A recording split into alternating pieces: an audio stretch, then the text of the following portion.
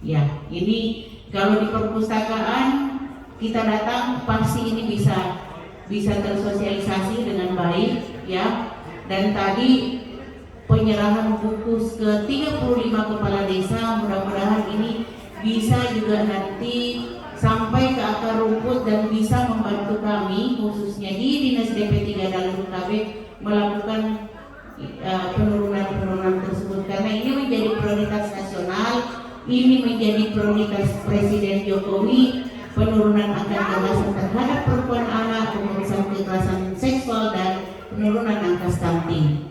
Tadi saya dengarkan Pak Bupati di beberapa desa ada ruang yang diberikan, khususnya ruang perpustakaan itu disitulah menjadi pusat ya, pusat edukasi masyarakat desa ya, bagaimana dia berinteraksi, kemudian bagaimana mereka melakukan kegiatan-kegiatan ibu-ibu, anak-anak, dan inilah yang memang yang sangat kami harapkan dan kami sangat inginkan di DP3 Dalur KB Provinsi Sulawesi Selatan.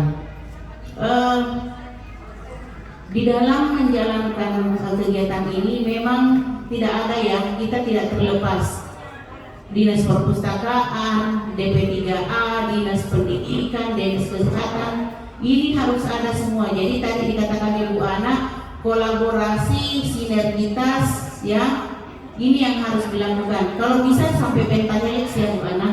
Di pentahelix ini ya unsur pemerintah harus hadir, ya unsur akademisi harus hadir, kemudian unsur komunitas harus hadir, ada juga unsur pengusaha atau CSR mungkin, dan ya itu tadi media atau publikasi.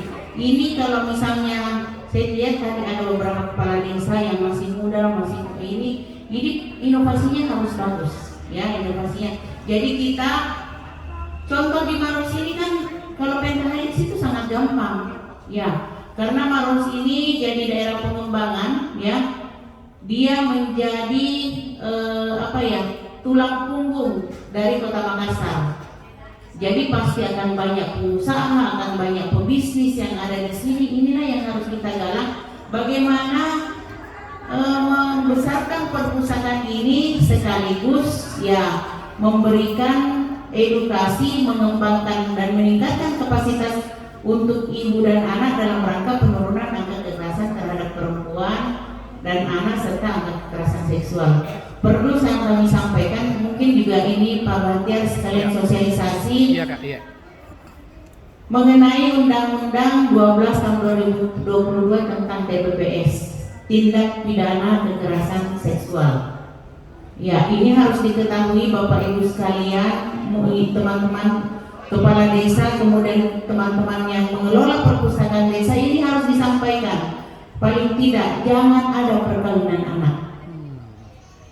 Mengawinkan anak di bawah umur 19 tahun itu pidana. Mulai orang tuanya, kemudian siapa yang terlibat, ya itu dapat pidana, hukuman penjara 6 tahun dengan denda 300 juta. Ini harus disampaikan. Jadi makanya pola asuh anak di keluarga itu harus diperhatikan Bapak Ibu sekalian. Jadi jangan lihat-lihat anak tak kalau selalu keluar dengan teman-temannya, paling tidak supaya menghindari yang namanya ya ada kecelakaan Pak. Ya jangan juga ya di pola asuh keluarga lah, karena yang paling pertama bagaimana membina anak itu ada di keluarga, dan kita harus lihat-lihat lingkungan dia, tempat bergaulnya siapa. Ya ini makanya tadi saya sangat ingin sekali mengunjungi ada beberapa desa, nanti kami akan kerjasama dengan Dinas DP3 Kabupaten Maros, ingin melihat bagaimana giatnya perpustakaan desa melalui forum anaknya, forum pemberdayaan perempuannya, kemudian teman-teman yang khususnya yang mengawal atau mendampingi masyarakat khususnya di dalam mengawal masyarakat, mendampingi masyarakat bagaimana mencintai perpustakaan dan literasi itu. Ya ini yang harus kami perhatikan. Dan tadi ada Bu Ana mengatakan Pak Bupati perempuan yang mau mengembangkan kapasitasnya ya boleh di sini tadi dikatakan Pak Bupati boleh arisan. Ada yang misalnya talentanya yang menjahit, ada disiapkan di sini. Ada yang misalnya talentanya memasak, ada disiapkan di sini. Jadi ini semua kalau saya katakan all in ya, semua ada di sini. Ada perpustakaan dan sekarang setelah pasca pandemi ini perempuan itu harus berdaya. Perempuan harus berdaya, perempuan harus mandiri, jangan tergantung ke suami. Karena mungkin pernah dirasakan begitu suaminya PHK, kayaknya dunia ini runtuh. Tapi kalau perempuannya punya kapasitas ya, misalnya dia bisa membantu suaminya dalam rangka mendukung ekonomi keluarga, ini mungkin yang paling diinginkan sekali. Ya, tadi itu kalau misalnya anak-anaknya ada di sini sambil belajar, sambil baca buku, ibunya mungkin bisa di belakang misalnya jahit-jahit. Dan ini mungkin bisa juga nanti kita kerjasama Bu Ana, Pak Bahtiar dengan Dinas Perindustrian dan Perdagangan, bagaimana misalnya packagingnya, kemudian bagaimana dia bisa dapat sertifikat halalnya, bagaimana dia bisa dapat BPOM-nya, kemudian bagaimana cara pemasarannya. Itu kan bisa lewat misalnya media atau website yang ada di Kabupaten Maros. Jadi mungkin yang tadinya cuma jualannya di sekitar seputaran rumahnya, tapi dengan adanya misalnya packagingnya bagus, kemudian sertifikasi halalnya ada, pasti mungkin bisa sampai ke dunia luar mungkin. Inilah semua, dan itulah pentingnya ibu dan anak yang kita edukasi supaya mereka itu tidak pikirannya macam-macam. Ya, karena kalau tidak ada kegiatannya anak-anak, pasti itu, apalagi sekarang kan media sosial gampang sekali kita akses. Pasti pikirannya, saya juga mau ke situ deh. Mungkin kalau orang tuanya tidak punya tidak punya penghasilan atau bisa pikirannya macam-macam anak-anak ini. Ya, apalagi anak perempuan sekarang Pak. Jangan anak perempuan, anak laki-laki pun juga sekarang bisa dieksploitasi. Jadi jangan cuma anak perempuan, kita jaga anak laki-laki tak juga. Sekarang ini ya semakin canggih ke sini, semakin kayaknya orang mau kembali ke ke dunia zaman jahiliyah mungkin ya Pak. Karena sekarang lihat, saya tadi malam lihat di TikTok di Inggris atau di Perancis ya, dia nikahkan perempuan dengan perempuan. Ini iya, berarti kan kita kesamaan jahiliyah. Dan sekarang kan lihat pesta waktu Halloween yang kemarin di Texas apa di California ya, kaum gay itu akhirnya kan ada bencana. Itu kan Tuhan laknat ya. Padahal kan itu jelas-jelas di zaman Nabi Ayub ya. Ayub ya, yang saat seluruh kaumnya dimatikan ya, dihancurkan oleh Allah karena itu tadi laki-laki dengan laki-laki, sampai istrinya juga Nabi Ayub dilaknat, dihisap oleh Allah karena dia selalu memberitahukan ke orang ada laki-laki cakep di rumahku, sampai orang ini sebenarnya. Jadi inilah yang harus kita edukasi anak-anak. Jadi kalau terlalu dekat juga dengan sama-sama juga dengan teman laki-lakinya, coba kita periksa. Apalagi kalau sudah setengah matang memang nih. Iya, ya itu. Jadi ini yang harus fenomena ini yang harus kita sikapi bersama-sama. Dan dengan adanya perpustakaan di desa, ya ini bisa menjadi aktivitasnya, kegiatan-kegiatan anak-anak di desa mereka bisa terpecah ya. Ya, jadi yang tadinya mungkin nonton selalu di handphone atau dengan adanya kegiatan-kegiatan yang diberikan, apalagi tadi banyak saya dengar kepala desa yang memang memberikan sedikit dana desanya untuk kegiatan-kegiatan anak-anak dan kaum ibu ya, alhamdulillah ini bisa meminimalisir terjadinya kekerasan terhadap perempuan, anak, dan kekerasan seksual. Karena Semenjak saya menjadi kepala dinas DP3A 6 bulannya, ya setelah 6 bulan, yang banyak terjadi kekerasan seksual itu yang dari desa, Pak. Mungkin karena mereka faktor coba-coba ya. Anak-anak kan kalau penasaran nih, apa di rasanya? Nah, coba nih. Anak-anak kalau misalnya ada lilin selalu itu dah. Tapi begitu kena lilin tangannya terbakar, dia baru oh ternyata sakit. Jadi yang begini-begini harus kita edukasi, Pak.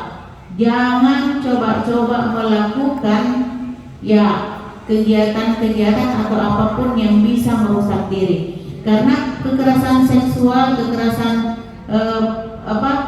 terhadap anak itu yang banyak melakukan itu orang-orang dekatnya. Jangan dibilang karena sepupunya yang jaga, karena omnya yang jaga, karena anaknya yang jaga, asal kakeknya yang jaga. Aman belum tentu. Karena banyak kejadian yang kami dapatkan di DP3 provinsi dan kabupaten kota, mudah-mudahan tidak terjadi di Maros ya.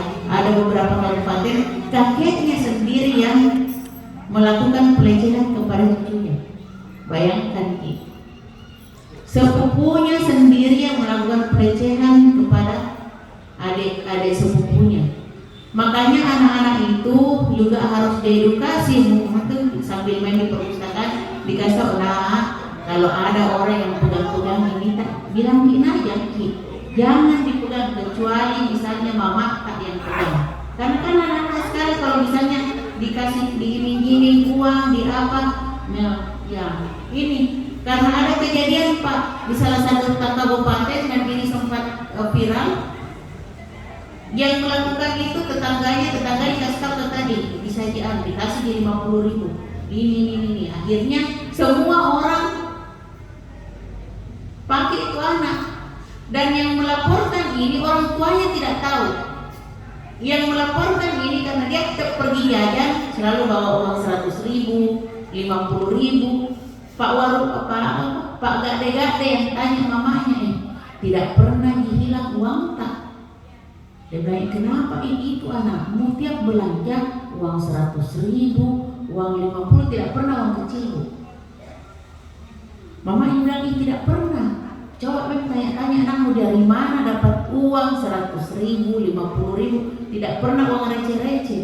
Nah ini anak umur 13 tahun SD kelas 5. Akhirnya ditanya, oh iya dikasih kak sama kakak itu kak 100.000. Apa dia bikin? Dia kasih begini kak, dia kasih begini. Ini anak tidak tahu kalau ini dia diperkosa, dia dijadikan budak seks. Sudah itu ya kasih lagi bisa itu dikasih saja 50 itu. Bayangkan biar di sawah dia lagi main-main dipanggil. Ini yang harus kita edukasi anak-anak perempuan kita ya. Bagaimana tidak boleh ada orang lain yang menyentuh, bapaknya pun tidak boleh kecuali ibunya.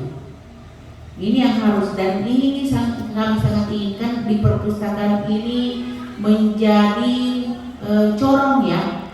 Corongnya kami di DP3A bagaimana mendidik dan edukasi orang tua dan anak, bagaimana meminimalisir khususnya terhadap kekerasan perempuan dan anak. Dan itu tadi Pak, perkawinan anak. Jadi Kastoki kalau ada kita dengar-dengar ini, biasanya kan kalau sudah panen banyak orang yang bekas kawin anaknya. Iya, karena di situ nih kasih lihat banyak sekali hasil panennya. Kalau ada kita dengar-dengar, dekati ke orang tuanya, kita menjadi pelopor Pak, Bapak Ibu sekalian, dekati orang tuanya yang ada itu. Kalau kau biar anakmu sendiri kau akan dipidana. Ya, jadi kalau memang ya tahan, kecuali kalau bisa makanya kalau misalnya ada yang kecelakaan, nah itu di luar ini ya, tapi itu tadi disampaikan dia ke orang tuanya, kalau anakmu terlalu sering keluar jalan dengan cowoknya, jangan dibiarkan. Ada salah satu desa di Luwu Utara, mereka menggunakan jam malam Pak. Jam 8 itu sudah sholat isya, tidak boleh ada anak berkeliaran. Tapi kan kalau di Maros kan dekat-dekat dengan Makassar, ini kan kita tidak bisa. Kalau di desa mungkin, tapi kalau seperti yang di Puncak, di Moncong itu kan jadi apa ya, orang dari Makassar mau ke misalnya ke daerah Bone kan di situ sudah jalan raya besar. Jadi mungkin ini kita tahu, tapi paling tidak adalah semacam edukasi ke masyarakat. Kalau bisa anak-anaknya kalau misalnya keluar lewat jam 10 malam, jam 8, jam 9 malam, dicari di mana kini anaknya, apa yang dia lakukan, aktivitasnya apa.